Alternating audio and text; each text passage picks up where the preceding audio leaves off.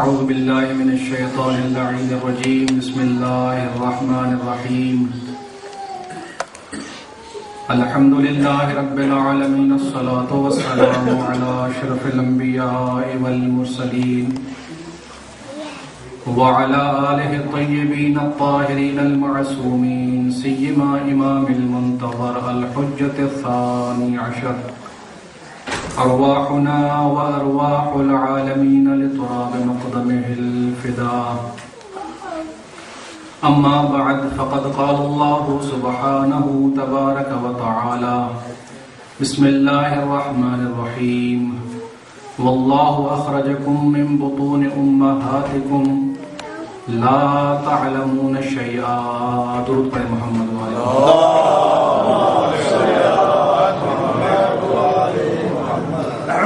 گناہوں کی بخشش و مغفرت کے لیے صلوات پڑھیں محمد.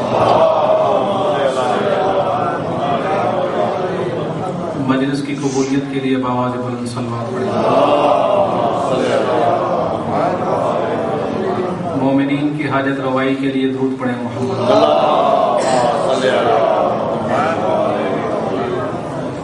مریضوں کی شفا یابی کے لیے درود پڑھیں محمد.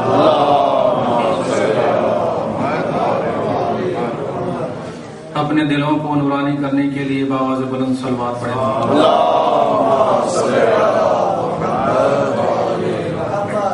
آئیے مل کے امام زمانہ کی صحت و سلامت کے لیے دعا پڑھیں. بسم اللہ الرحمن الرحیم اللہم کل ولیک الحجۃ ابن الحسن صلواتک علیہ وعلی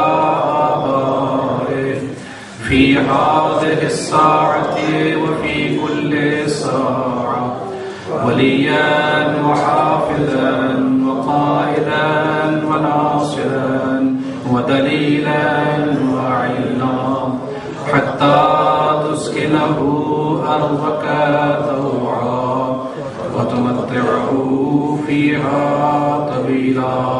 صلى الله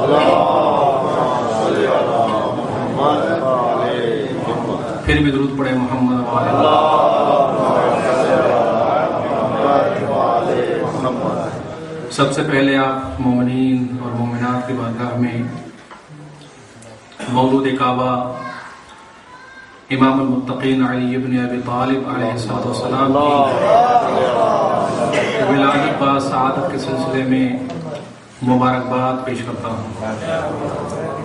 خدا متعال سے دعا ہے کہ یہ دن تمام صاحبان ولایت کے لیے مبارک دن ہو اور پروردگار عالم کی خصوصی عنایت محمد و آل محمد کی توجہ ہمارے شامل حال رہے. ایک مرتبہ پھر درود پڑھیں محمد و آل محمد.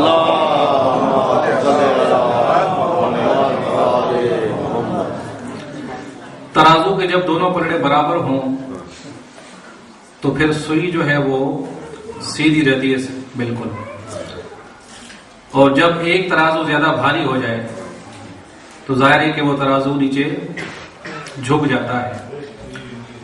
تو یہاں ہماری مجلس کے بھی دو ترازو ہیں، ایک یہ ہاتھ والا اور ایک یہ ہاتھ، تو سوئی سامنے برابر نہیں رہ سکتی. تو مجھے بھی لگتا ہے کہ ادھر جھکنا پڑے گا تھوڑا سا، کیونکہ یہاں مومنین کی تعداد زیادہ ہے. بہرحال محفل ہے جشن کی، تو چند عرائض آپ کے سامنے عرض کروں گا وقت کے حوالے سے. اگر آپ بھی جشن کی طرح سنیں گے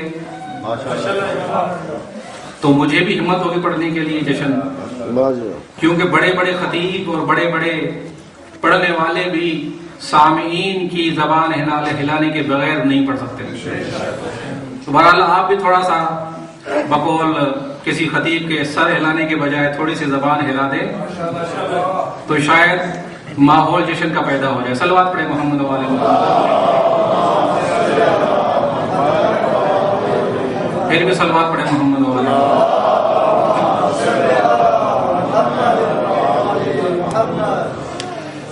میں بھی چاہتا ہوں کہ مولا کے مداح خانوں میں میرا بھی شمار ہو جائے. میں آج سوچ رہا تھا کہ ہمیں کوئی ایسی حدیث نہیں ملتی کہ جس میں یہ کہا گیا ہو کہ جس نے اہل بیت کی فضیلت میں تقریر کی، جس نے اہل بیت کی فضیلت میں خطابت کی، اس کے لیے اللہ جنت میں گھر بناتا ہے۔ لیکن یہ حدیث ضرور ملی ہے کہ جس نے اہل علی کی شان میں ایک شعر کہا، اللہ اس کے لیے جنت میں گھر بناتا ہے۔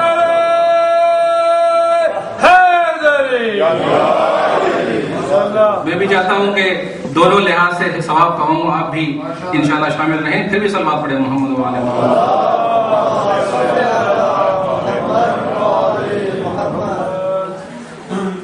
کیونکہ آج امیر المومنین کی ولادت ہے تو حق بنتا ہے کہ ان کے والد گرامی کی بے عظمت کو بیان کیا جائے۔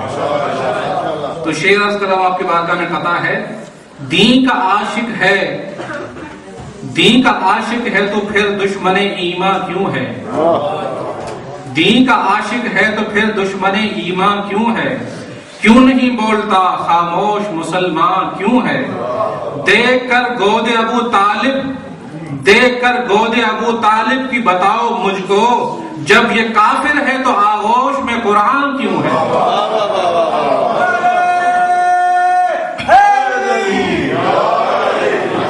پھر بھی صلوات پڑھیں محمد والے۔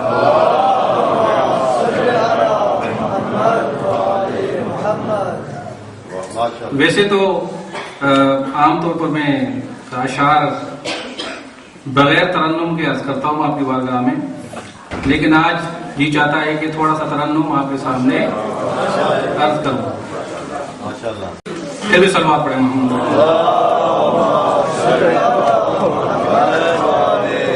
مولوی جو آج مروان بنا پھرتا ہے، شکل انسان میں شیطان بنا پھرتا ہے۔ مولوی جو آج مروان بنا پھرتا ہے، شکل انسان میں شیطان بنا پھرتا ہے۔ چھوڑ کے ناطق قرآن کے دروازے کو مولوی حافظ قرآن بنا پھرتا ہے۔ میرے مولا کی عزاداری کو کافر کہہ کر، میرے مولا کی عزاداری کو کافر کہہ کر ہر ابو جہل مسلمان بنا پھرتا ہے۔ نعرہ حیدری! قرآن مجسم ہے شاہ اولاد کی ذات، قرآن مجسم ہے شاہ اولاد کی ذات۔ آیت قرآن کی کبھی ادھوری نہیں ملتی، وہ وارث پیغمبر اسلام ہوں کیسے، شلوار بھی اب تک جنہیں پوری نہیں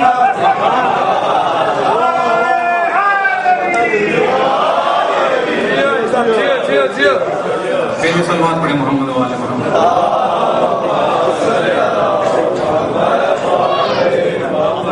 میں نے آپ کے سامنے قرآن مجید کی ایک آیت کا تلاوت کا شرف حاصل کیا جس میں پروردگار عالم ارشاد فرماتا ہے، واللہ اخرجکم من بطون امہاتکم لا تعلمون شیئا۔ اللہ نے تمہیں اپنے ماؤں کے شکم سے اس طرح سے باہر نکالا کہ تمہیں کوئی علم نہیں تھا۔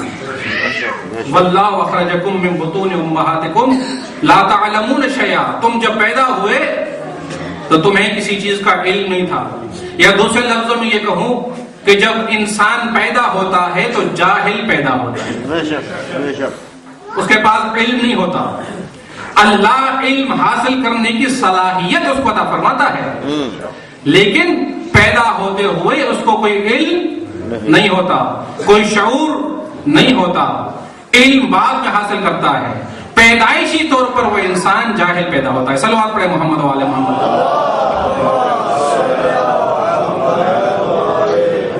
پھر بھی صلوات پڑھیں محمد۔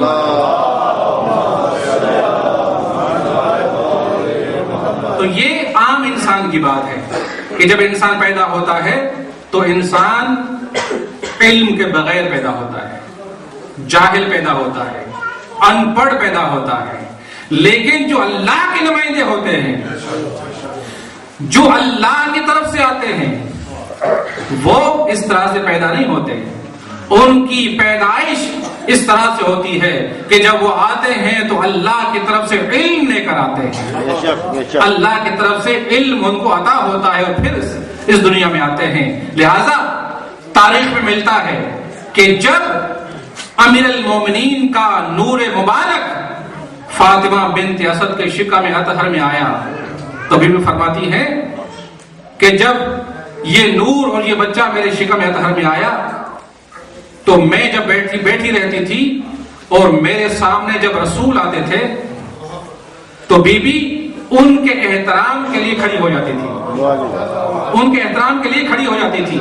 تو کسی نے سوال کیا، کہا کہ بی بی یہ محمد جو ابھی رسول نہیں بنے، یہ محمد آپ کا بھتیجا ہے، آپ نے ان کو ماں کی طرح پالا ہے، کبھی بھی ماں اپنے بیٹے کا احترام نہیں کرتی، محبت کرتی ہے لیکن ان کے احترام کی خاطر کھڑی نہیں ہوتی، بلند نہیں ہوتی اپنی جگہ سے۔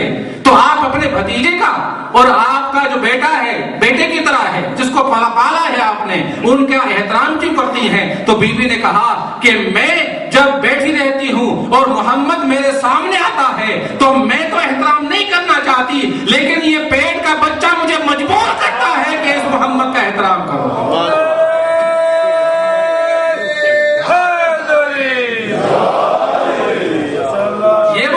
کرتا ہے اور اٹھانے کے لیے مجبور کرتا ہے۔ تو ایک مرتبہ جناب فاطمہ بنت اسد اپنی سہیلیوں کے ساتھ بیٹھی ہوئی ہیں، سہیلیاں ہیں، انہوں نے پہلے یہ منظر دیکھا اور کہتی ہیں کہ آپ یہ اس طرح سے کیوں کرتی ہیں؟ کوئی بھی احترام نہیں کرتا اپنے بھتیجے کا، جس بچے کو پالا ہو اس کا اس طرح سے احترام کوئی نہیں کرتا، تم کیوں احترام کرتی ہو؟ انہوں نے کہا، ریزن بتایا کہ میں اس وجہ سے احترام کرتی ہوں۔ تو انہوں نے کہا کہ نہیں، یہ باتیں بنا رہی ہیں، کبھی ہو سکتا ہے اس طرح سے کہ کوئی بچہ اپنی ماں کو اس طرح سے مجبور کرے کسی کام کے اوپر؟ انہوں نے کہا کہ یہ مذاق ہے، یہ کوئی ایسی بات کہہ رہی ہے کہ اس کی کوئی حقیقت نہیں ہے۔ تو ابھی باتیں کر رہی تھی تو جناب رسالت پاک صلی اللہ علیہ وسلم تشریف لاتے ہیں، اور جیسے ہی قریب آئے تو جیسے ان خواتین نے دیکھا کہ بی بی ان کے استقبال کے لیے، ان کے احترام کے لیے کھڑی ہونا چاہتی ہیں، تو تاریخ میں لکھا ہے کہ 9 خواتین نے بی بی فاطمہ بنت اسد کے کندھوں پر زور لگایا تاکہ وہ احترام کے لیے کھڑی نہ ہو سکے، لیکن جیسے ہی رسول قریب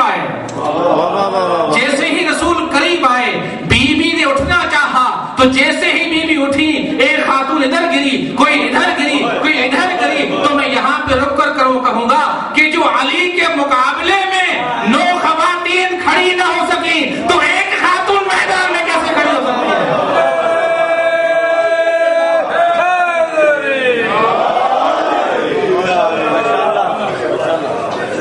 توجہ نا آپ کی۔ تو جناب فاطمہ بنت اسد آتی ہے خانہ کعبہ کی دیوار کے قریب، توجہ چاہوں گا، دیوار کے قریب آئی اور دعا کی بارگاہ الہی میں، اے پروردگار، وہ مقدمہ جو دعا کا ہے میں عرض نہیں کر رہا، آخری احساس کر رہا ہوں کہ پروردگار اس بچے کا واسطہ جو میرے شکم میں ہے، اس کے صدقے میں میری ولادت آسان فرما دے۔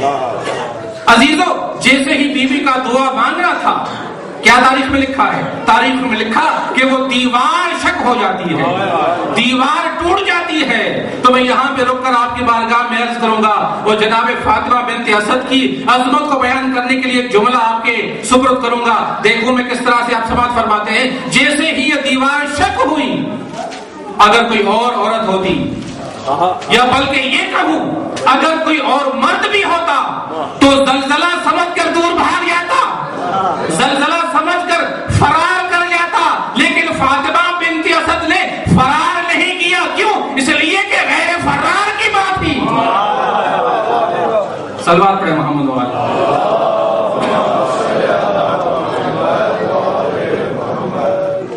تو کیا ہوا؟ جناب فاطمہ بنت اسد خانہ کعبہ میں اندر تشریف لے گئے۔ اب عجیب منزل ہے، عرض کروں گا، عجیب منزل ہے کہ ایک بیوی کو اللہ اپنے گھر میں بلا رہا ہے اور ایک بیوی کو اپنے گھر سے دور کہنے کے لیے فرما رہا ہے۔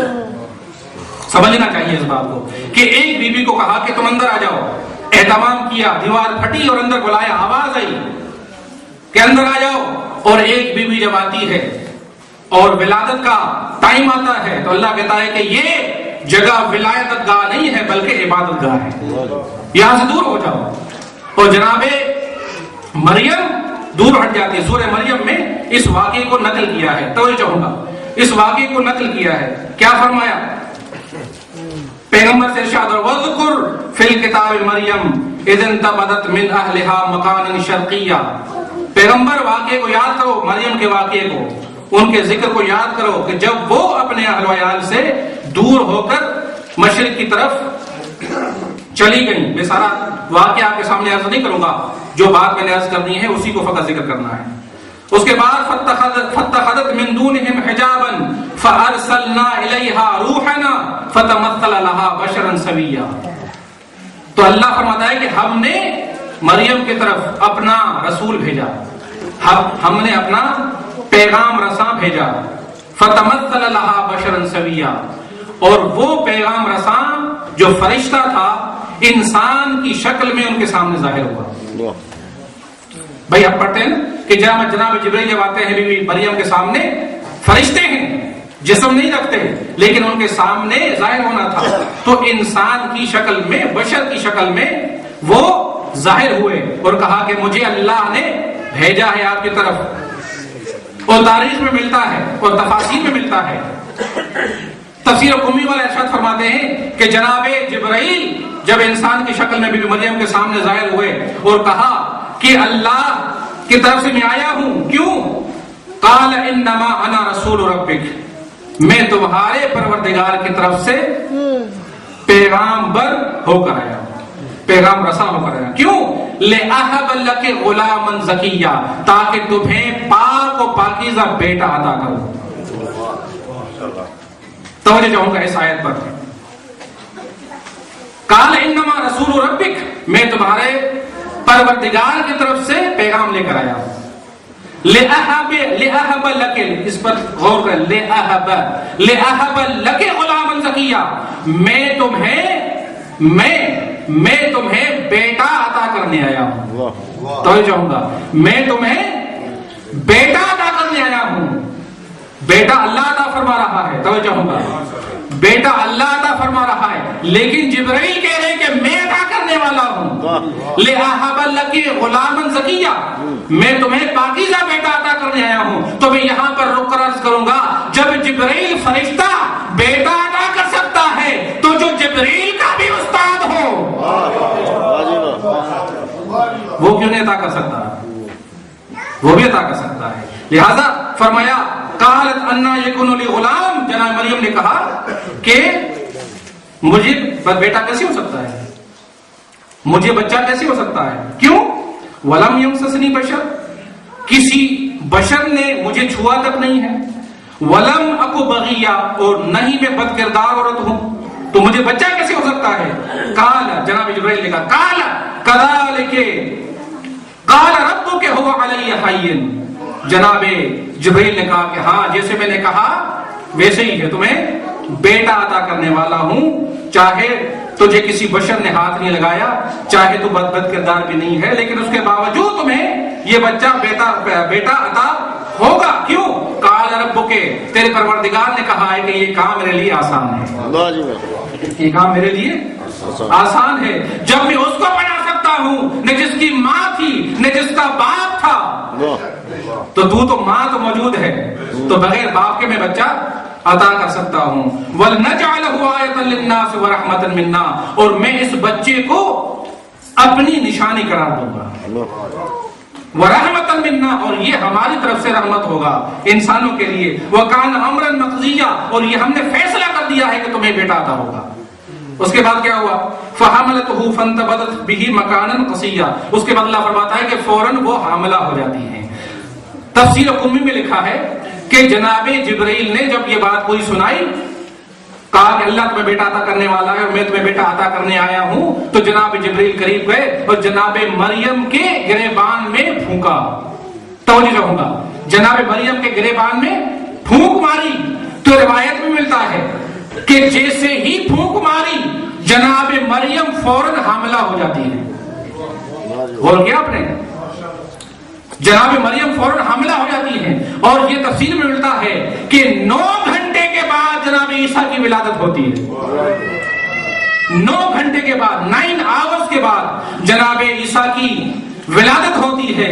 یہ کیسے ہوا؟ اللہ نے 9 مہینوں کو 9 گھنٹوں میں تبدیل کر دیا.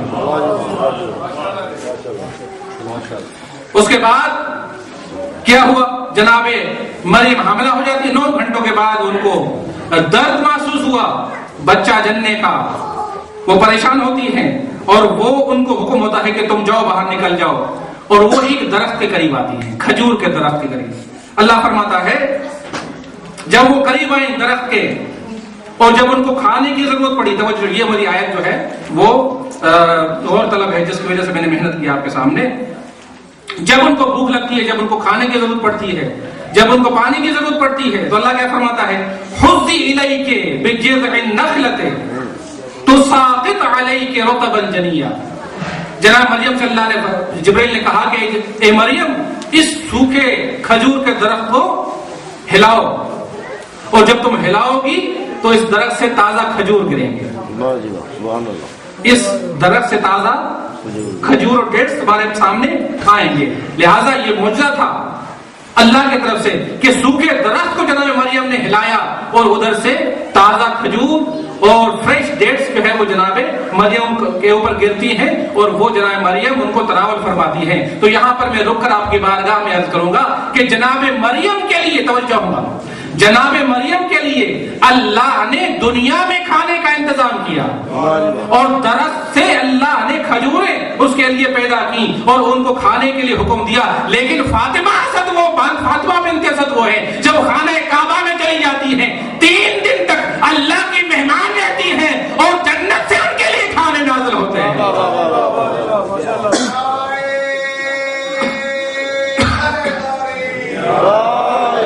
جناب فاطمہ بنت اسد فرماتی ہے کہ جیسے ہی میں بیت اللہ میں داخل ہو گئی تو میں نے وہاں پر جنت کے کھانے دیکھے، وہ 3 دن تک جنت کے کھانا کھاتی رہی، اور اس کے بعد جب نکلنا چاہا تو آواز ہاتف کی کہ اے فاطمہ بنت اسد ہم نے اس بچے کا نام علی رکھا ہے، ہم نے اس بچے کا نام علی رکھا ہے اور ہم نے اس کا نام اپنے نام سے بنایا ہے، میں نے یہ نام اپنے نام سے مشتق کیا ہے، یہ علی ہے اور میں علی اعلیٰ ہوں، لہذا اس کا نام علی رکھنا۔ صلوات پڑھے محمد وآل محمد۔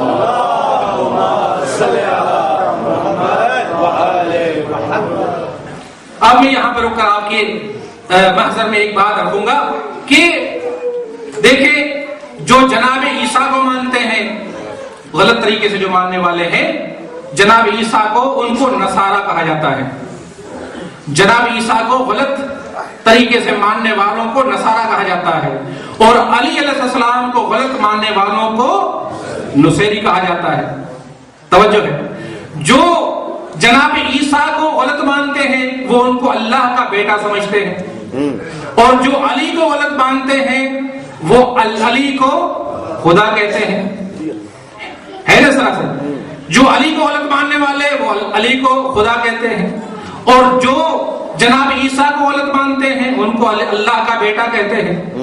تو عجب ہے نا کہ جس کو اللہ کا بیٹا سمجھا جانے والا تھا اس کو کہا گیا کہ تم میرے گھر سے دور ہو جاؤ، اور جس کو اللہ خود سمجھا جانے والا تھا اس کی ماں کو کہا کہ تم میرے گھر کی تعریف کر قریب آ جاؤ۔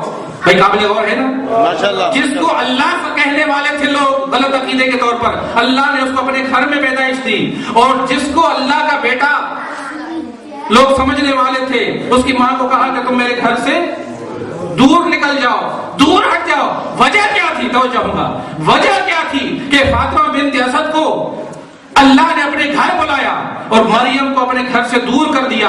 اللہ جانتا تھا، اللہ کے علم میں تھا کہ اگر جناب عیسیٰ، توجہ ہوگا، جناب عیسیٰ اللہ کے گھر میں پیدا ہو جاتے تو پھر جو اللہ کا بیٹا سمجھنے والے ہیں ان کو دلیل مل جاتی کہ کیونکہ اللہ کا بیٹا تھا اس لیے اللہ کے گھر میں پیدا ہوا، ہے نا؟ اس طرح سے ان کے دلیل بن جاتی کہ کیونکہ اللہ کا بیٹا تھا اس لیے ان کے گھر میں پیدا ہوا۔ دنیا میں بھی جو جس کا بیٹا ہوتا ہے اس کے گھر میں پیدا ہوتا ہے۔ آج کل تو ہاسپٹل بن گئے ہیں، اس کے بعد پہلے زمانے میں جو بچہ جس کے گھر میں پیدا ہوتا تھا اسی گھر کا بیٹا سمجھا جاتا تھا، لہذا اللہ جانتا تھا، لہذا اللہ نے کہا کہ دور ہٹ جاؤ۔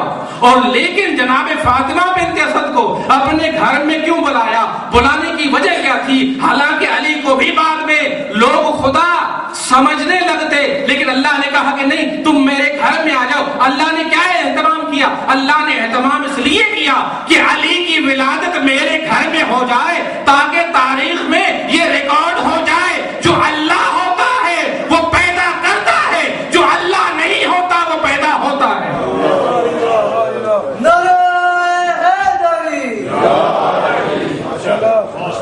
اللہ پیدا کرتا ہے، اللہ پیدا ہوتا نہیں ہے۔ لہذا جناب فاطمہ بنت اسد کو اندر بلائے گا۔ صلوات پڑھے محمد۔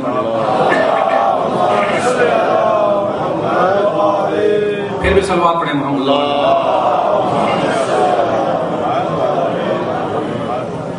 پیغمبر نے امیر المومنین کی شان میں ایک حدیث مشہور و معروف ارشاد فرمائی۔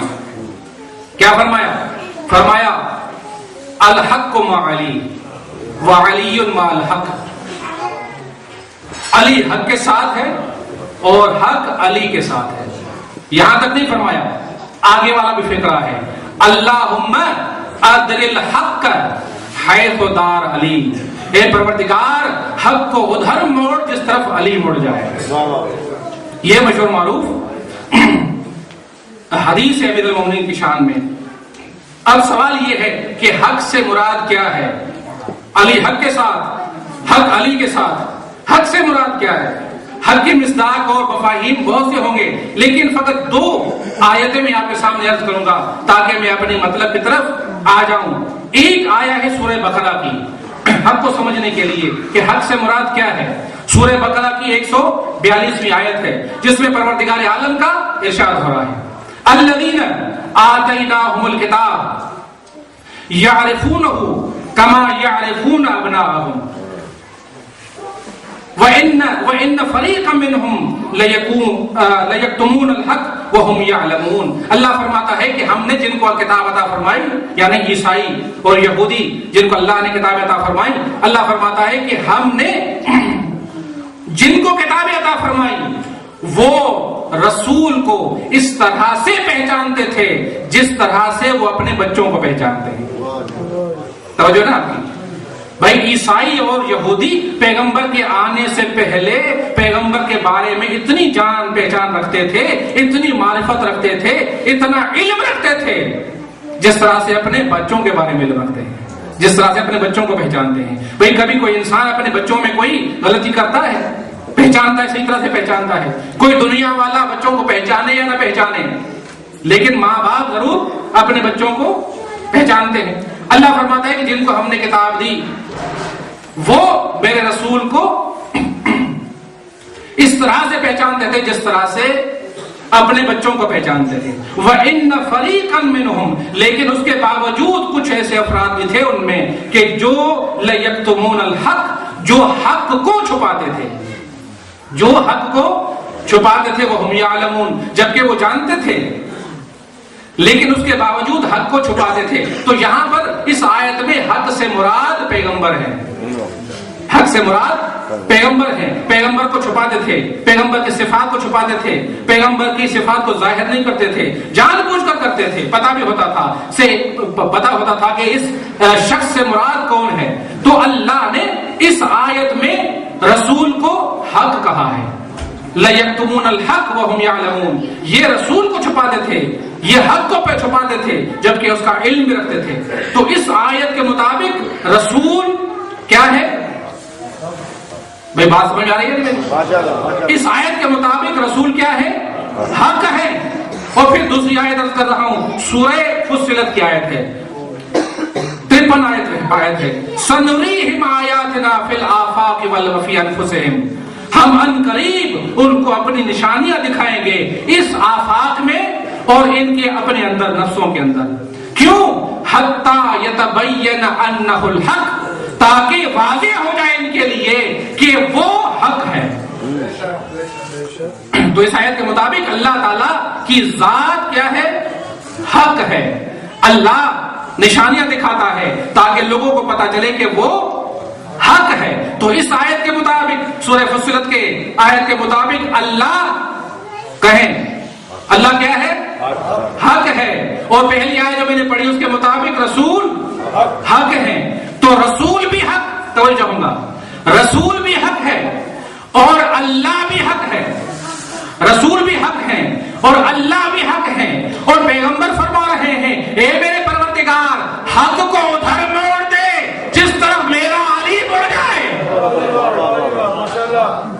حق کو ادھر موڑ جس طرف علی مڑ جائے۔ تو میں آپ کی بارگاہ میں عرض کروں گا، ممکن ہے کہ کسی کو بات سمجھ میں نہ آئی ہو، میں یہ نہیں کہنا چاہتا کہ اللہ اور اس کا رسول پہ علی کی پیروی کرتے ہیں یا علی کے پیچھے چلتے ہیں، میں یہ نہیں کہنا چاہتا، میں یہ کہنا چاہتا ہوں کہ پیغمبر یہ بتانا چاہتے ہیں علی جہاں بھی ہوں گے وہاں اللہ بھی ہوگا اور اس کا رسول بھی ہوگا۔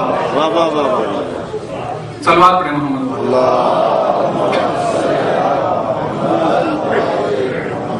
جہاں علی ہوں گے وہاں اللہ ہوگا، جہاں علی ہوں گے وہاں اللہ کا رسول ہوگا۔ تو میں آپ کی بارگاہ میں عرض کروں گا کہ اگر تاریخ میں کسی نے حق کو پہچان نہ ہو، اگر یہ پہچان نہ ہو کہ اللہ کس کے ساتھ ہے، رسول کس کے ساتھ ہے، تو تاریخ میں جہاں پر بھی علی مل جائے وہاں سمجھ لو اللہ بھی ہے اور اس کا رسول بھی ہے۔ صلوات پڑھے محمد و آل محمد۔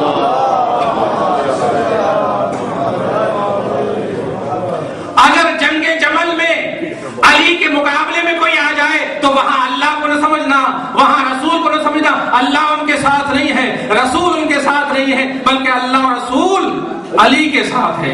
اس لیے کہ اللہ ادھر ہی جاتے ہیں جہاں پہ علی ہے۔ کیوں علی اس طرح سے کیوں ہے؟ اس لیے کہ علی چاہتے ہی وہ ہے کہ جو اللہ چاہتا ہے۔ ما تشاءون الا یشاء اللہ، آل محمد چاہتے ہی وہ ہیں جو اللہ چاہتا ہے، لہذا ان کی چاہت میں اور اللہ کی چاہت میں کوئی فرق نہیں ہوتا۔ جہاں یہ ہوں گے وہاں اللہ ہوگا، جہاں اللہ ہوگا وہاں محمد و آل محمد ہوں گے۔ صلوات پڑھے محمد و آل محمد۔ بس آخری فکر عرض کروں گا، اس کے بعد آپ کی زحمت تمام۔ پیغمبر نے فرمایا کہ اللہم ادر الحق حیث دار علی، اللہ حق کو ادھر موڑ جس طرف علی مڑ جائے۔ تو یہاں پر یہ بھی کہہ سکتے تھے پیغمبر کہ پروردگار حق کو ادھر موڑ جس طرف محمد مڑ جائے۔ بھائی محمد بھی حق ہے نا، کہا الحق مع علی، یہ بھی کہہ سکتے تھے الحق مع محمد و محمد مع الحق، اللہم ادر حیث دار محمد، حق محمد کے ساتھ اور محمد حق کے ساتھ، اور جس طرح محمد مڑ جائے اللہ حق کو ادھر موڑ دے۔ تو یہ بھی تو کہہ سکتے تھے نا، لیکن پیغمبر نے کیوں نہیں ارشاد فرمایا؟ توجہ چاہوں گا، پیغمبر نے یہ کیوں فرمایا کہ علی حق کے ساتھ ہے اور حق علی کے ساتھ ہے، جدھر علی جائیں گے ادھر حق جائے گا؟ کیوں فرمایا؟ اس لیے کہ اللہ کی منشا یہ ہے، توجہ چاہوں گا، اللہ کی منشا یہ ہے کہ جو اللہ کو مان لے فقط وہ بھی گمراہ، جو اللہ کو فقط مانے وہ بھی گمراہ، جو رسول کو فقط مانے وہ بھی گمراہ، جو علی کو نہ مانے وہ بھی گمراہ۔ لہذا پیغمبر نے فرمایا حق علی کے ساتھ اور علی حق کے ساتھ، جہاں جہاں علی جائیں گے وہاں حق جائے گا۔ پیغمبر یہ ارشاد فرمانا چاہتے ہیں جس کو علی مل جائے گا اس کو رسول بھی مل جائیں گے، اللہ بھی مل جائے گا، سب ان کو مل جائے گا، وہ سعادت پالے گا۔